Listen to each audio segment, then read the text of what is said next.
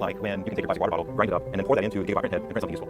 One of the great projects we're working on now is the pellet printer. It's taking the Gigabot platform, removing a standard printhead that traditionally uses filament, and replacing that with a new printhead that accepts plastic pellets. We think it's a super powerful tool that will open up new and high growth markets around the world, and also bring down the cost. So traditional filament can be a little pricey for plastic. The plastic pellets are an order of magnitude less cost, and there's a greater variety of plastic pellets available in the market. At the same time, as we print from pellets, we can print a much larger bead through a larger nozzle and allow us to create those prints faster. The idea of opening recycled materials, to me, that's really cool. You can take your prints that fail, grind them up in half, like almost ready to print an object. As well as the cost of pellets is so much cheaper than the cost of filament. It's a lot cheaper on one of these printers. Utilizing the technology that we actually create helps us become very lean and very efficient in reducing the design cycle. When you run a 3D printing company, you are utilizing the fastest way to prototype. It's amazing the power of 3D printing to shorten the prototyping process. I worked in traditional manufacturing all my life. Anytime you come up with a new product or you want to prototype a new idea, the lead time is terribly long. But here we can go from an idea to a CAD model to a physical part in our hands that we can bolt on in a matter of hours, like in the same day, which is unheard of in the industry. As we progress, we started testing more and realizing we needed to change as we went. It just have evolved into what we have now. It took a lot of different shit. I think we're on revision 4 now. The pellet printer is a functioning unit and it's functioning well. It's very promising. We've got some beautiful looking prints on it. And the next step for us will be to take from our prototype to a finished product. And that can be quite a chasm to cross. A lot of pellets you're using on the market now still have a lot of issues. We don't want the experience using pellets to be any different from using filament, except instead of having to buy rolled filament, you have to buy a couple pounds of pellets to just have it. We want to improve the print speed, improve the print quality, something that rivals a traditional filament fed printer, even though we're using a larger nozzle, even though we're using larger layer heights. The other way we want to move forward is using new materials. Right now we've printed with PLA and PET, two common materials used in 3D printing. We would like to see multiple materials run on the machine, characterize the materials and how they print, developing all the simplified 3D profiles so that a customer is able to use just a drop-down box, pick their material, pick their layer height, and say go.